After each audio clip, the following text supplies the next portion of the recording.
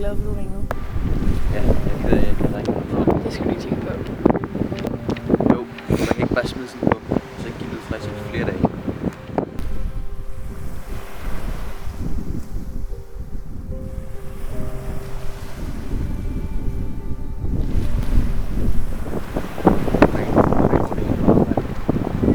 Det var noget med, at jeg har fået en ny chef. Du kan altså ikke bare snakke udenom. Det handler ikke om mig, det her. Det må du altså undskylde. Okay. Selvfølgelig er jeg ikke okay. Så der er ikke nogen, der er okay, når de får sådan noget at vide.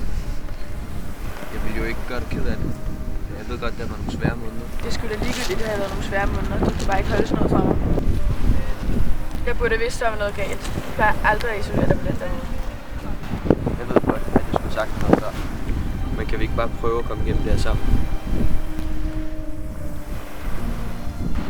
Jeg ved det godt. Jeg tror bare, der går lidt tid, før jeg kan acceptere det hele. Du skal bare ikke vide, hvor lang tid vi har sammen. Ved mor og far det? Ja, de tager med på kapitalen. Det betyder meget for mig, hvis du tager med. Selvfølgelig tager jeg med.